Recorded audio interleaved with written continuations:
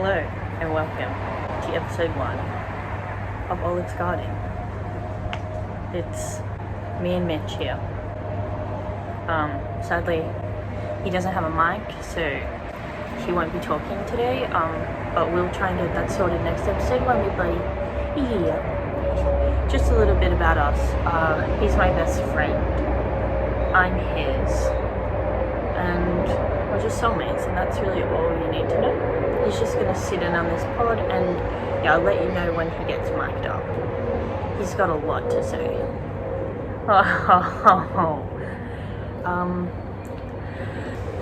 For whatever reason, this morning when I woke up, this book was just calling out to me. This is called. Here. I know you're so interested to read this piece. Okay. I Hope You're Having Trouble Sleeping by Francis Cannon. So, this is a poetry book about a breakup that I found when I was, what is this, 2018? The year my father died.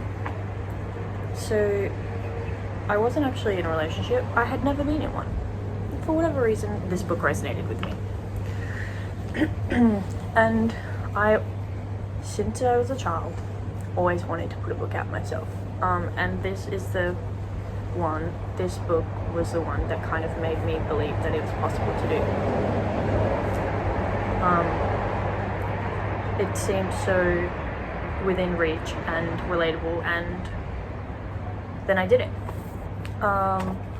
This is my book. It's called Everything Is Already Hell. I've since changed my stance. I don't think things are hell. They were. Everything is already. I don't know. Now things are heaven. So I feel good enough to make a pod. That's just a circle of life. We need to be in a good place mentally to do the things we want to do. So I encourage you all to do a mental health check-in,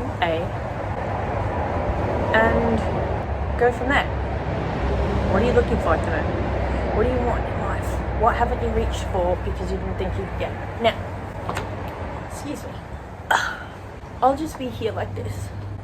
I just wanted to come, and I didn't really explain. So this morning I just woke up, and for whatever reason, I felt called to do a reading of one of my poems about psychosis. So here we go. Also, I think I'm too heavy for beef. Sorry, buddy. Okay. Look at those eyes. He's just perfect. If you can't tell, he's a greyhound. Okay.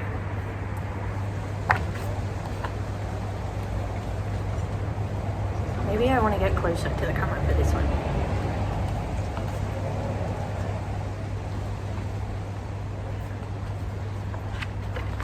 Oh my god, this is so cool.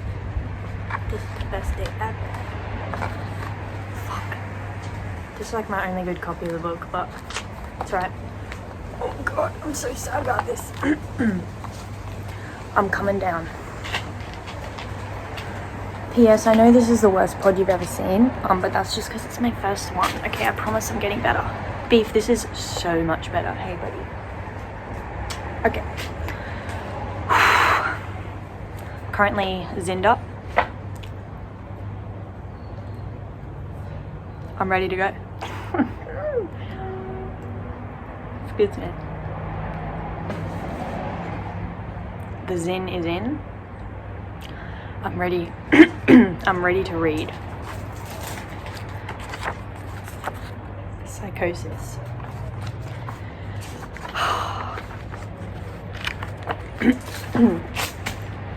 I know what's going on. I'm blind in my thoughts. To reality. What is reality to me? Delusion and worries my family. I don't care what you think. I hate you when I'm here. In my rational mind, it's simply you are not here. I want to be where you are. I am clawing. Clawing? How do you pronounce clawing? I am clawing my way out of a hole that isn't getting deeper but wider. I watch my favorite television to ground to a moment. This This reminder of reality makes it seem possible to get back. I'm impatient, I know all the answers. I don't want to rest and shower and eat. I want better right now, please. So tired, but I can't sleep. Broken, but I will not stop. I know psychosis in me is just getting through. Sometimes in hospital, once for a month, an involuntary hold, a high I've never craved more. I fear it when I'm not here. Only when I'm inside do I love it. I want to eat it for breakfast and dessert. It tastes like drugs without them. I want to smoke so badly, my brain says, walking to a different hole. I want to slice my wrist open when I'm hearing sweet psychosis. On weed, I just want off weed, an easier hole. Psychosis is impossibility to choose life. It is unfathomable to see anything but an end. It's like poison and candy at once, so sickly, but it tastes so good. I have been struggling to eat these last few weeks. I can't be bothered. I know I am melting away. Such a struggle to put clothes on, to get in the car. If I go to the store, I can eat well. I arrive home with 18 cans of tuna, 3 steaks, a kilogram of yogurt, 1 of cheese, 2 liters of milk, a ham and cheese spread, 2 different types of chocolate. I've been a vegan for 7 years. In this fracture of reality, nothing matters but survival. When my mind goes under, it somehow remembers to stock up on supplies while we hide out in the bunker. She knows we lose capacity to wait for things to cook or to get out of bed. She grabs quick and easy, calorie dense, high nutritional value. I ask for the chocolate in case she decides I deserve a treat. Now I have a stocked cupboard and 18 choices of do I slit my throat or just go back to bed. It feels like an evil spirit I need to exterminate. I've never been good at killing spiders. I know this isn't good for me when I'm sick like this. It feels like a requisite if you want to be a poet. What if I can't write when I feel okay? I won't think like that. Far more painful than what's happening now. When I break into these depths of insanity, I feel powerful and righteous. Anything conceivable when the world's in fragments. I want to be a writer. God help me. When does this end? Faith in God's plan. He must have a vision. I feel blind. He must have a vision I cannot see. Praise God. Thy will be done. Over and over in my mind until I get back. He has the answers I can't feel right now. I know He will show me the way. How could I deny His existence? I felt delusioned. I know there is light. I will see you again.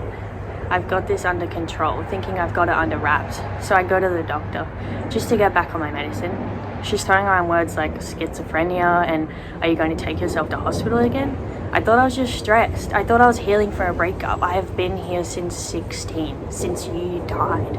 You got what I always wanted. I think I hated you for that. All I remember thinking about since I was a little girl. How miserable life is. I want to grow up to learn how to kill myself. I'm too little to know what's good for killing. I'll figure out a way when I'm grown. The voices have been like this forever. I swear to God, I thought it was just like that. I thought everything happened this way for everyone.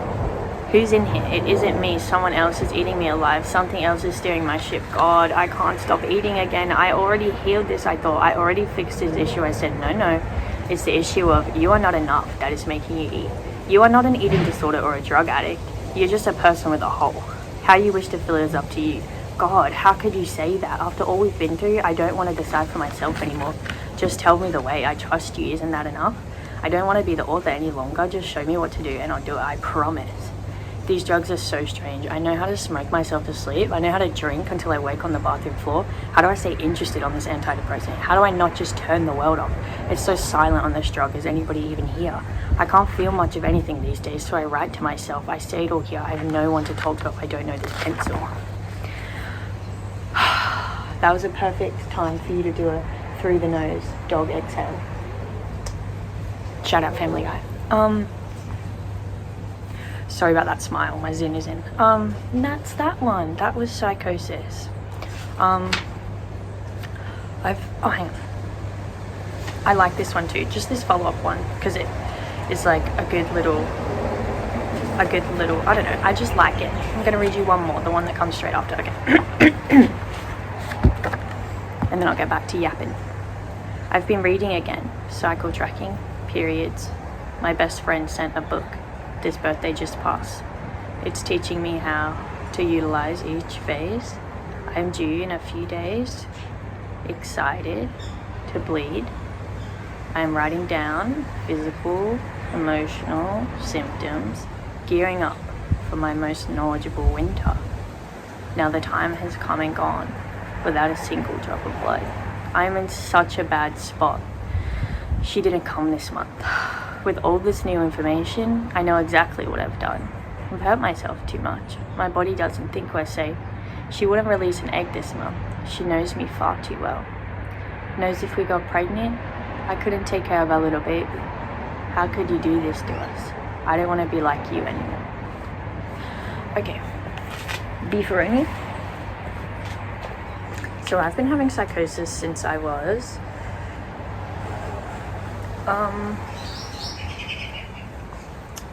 how old was I when it happened? I think it was in 2021. It was my first psychotic episode. I was, how old am I? I was 19 when I had my first psychosis. And since then I've had maybe 5. I just had one the other day.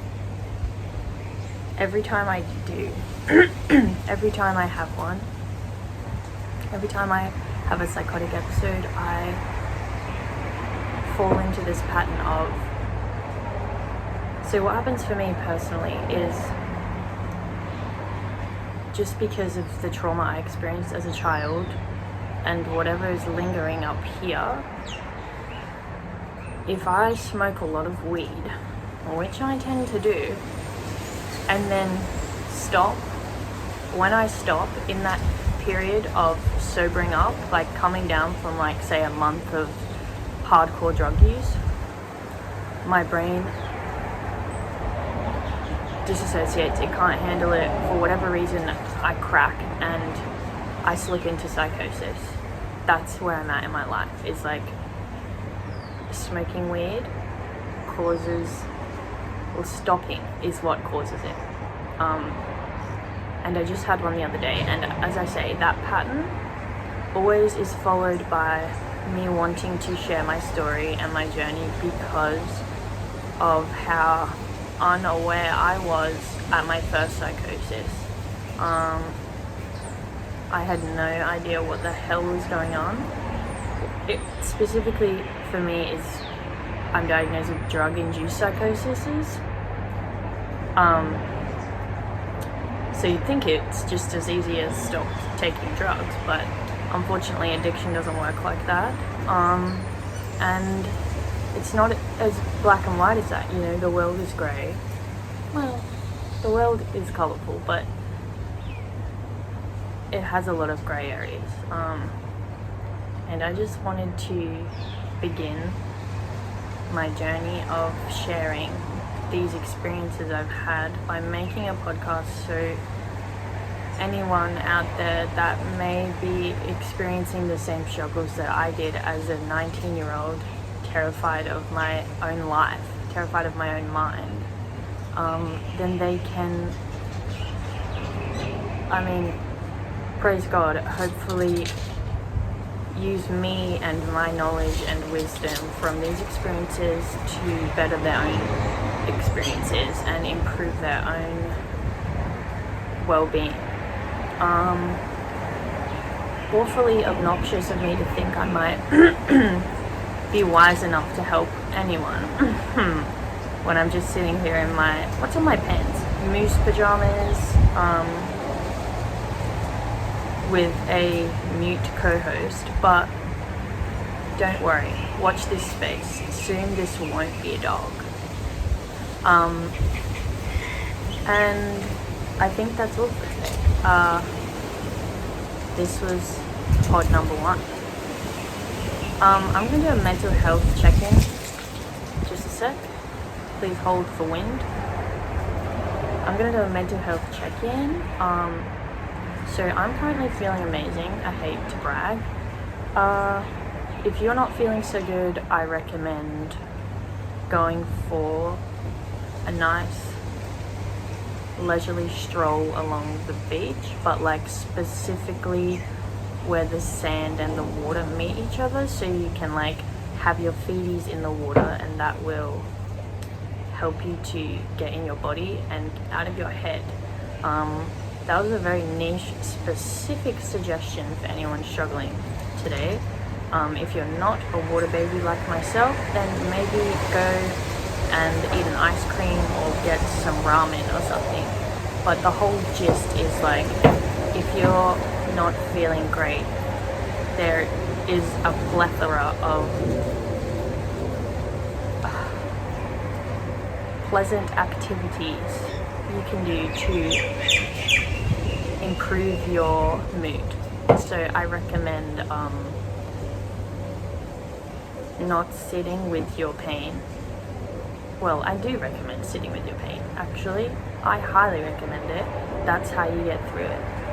But I recommend holding your own hand through it and taking yourself on picnics and sweet little dates so that you don't feel so down all the time. Okay, the pain does go away, but it will take time and it will take work. In that time, you can still have a nice life. You don't always have to think that, you know, there's a certain place I need to be mentally, like I have to reach a certain place and I'm finally happy, like I'm finally here. Like, you're never gonna get there if you don't start right now. Like, you're already there. You know, you're already you, and that's all you get. That's all you have. Like, you don't have a magic button to press one day when you're like, yeah, I'm here. My life's changed. I'm happy. Like, you need to change it. You need to go on those walks along the beach and, you know, journal and get a dog. Highly recommend. But yeah, that's my mental health check-in. I hope you did yours along with me, and I hope to God that you had a positive check-in, but it's not a bad thing if you have a negative one.